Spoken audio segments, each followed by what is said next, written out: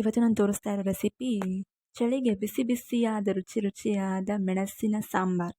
So first ಎಣ್ಣೆಗೆ ಸಾಸಿವೆ, ಸಣ್ಣದಾಗಿ ಕಟ್ ಮಾಡ್ಕೊಂಡಿರುವಂತಹ ಬೆಳ್ಳುಳ್ಳಿ, ಸ್ವಲ್ಪ ಮೆಣಸು ಕುಟ್ಕೊಂಡಿರೋದು, ಆಮೇಲೆ ಸಣ್ಣದಾಗಿ ಕಟ್ ಮಾಡ್ಕೊಂಡಿರುವಂತಹ ಖಾರ ಮೆಣಸಿನ್ಕಾಯಿ, ಆಮೇಲೆ ಕರಿಬೇವು ಸೊಪ್ಪು, ಆಮೇಲೆ ಇದು ಹುಣಸೆ ಹಣ್ಣಿನ ರಸ. ಬೇಕಾದ್ರೆ ನೀರಾಗೂ ಹಾಕ್ಕೋಬೋದು, ಈ ಥರ ಗಟ್ಟಿಯಾಗೂ ಮಾಡಿಕೊಂಡು ಹುಣಸೆ ಹಣ್ಣಿನ ರಸನ ಹಾಕ್ಕೋಬೋದು.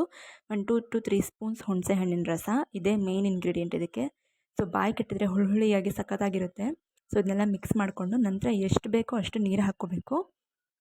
ಆವಾಗ ಒಂದು ಸಾರಿನ ಹದಕ್ಕೆ ಬರುತ್ತೆ. ಅದಾದಮೇಲೆ rasam plus sambar plus chilli powder, ಆ ಖಾರದ ಪುಡಿ ಆ್ಯಂಡ್ ಎಕ್ಸ್ಟ್ರಾ ಚಿಲ್ಲಿ ಪೌಡರ್ ಬೇಕಾದ್ರೂ ಹಾಕ್ಕೋಬೋದು. ಗರಂ ಮಸಾಲ, ಧನಿಯಾ ಪುಡಿ ಏನು ಬೇಕಾದ್ರೂ ಹಾಕ್ಕೋಬೋದು ನಿಮ್ಮ ಟೇಸ್ಟಿಗೆ. ಆ್ಯಂಡ್ ಅದಾದಮೇಲೆ ಬೆಲ್ಲ ಸ್ವಲ್ಪ ಆ್ಯಂಡ್ ರುಚಿಗೆ ತಕ್ಕಷ್ಟು ಉಪ್ಪು ಎಲ್ಲ ಹಾಕಿ ಒಂದು ರೌಂಡ್ ಕುದಿಸಿದ್ರೆ ಟೇಸ್ಟಿ ಮೆಣಸಿನ sambar ready to eat. Try ಮಾಡಿ. Thank you.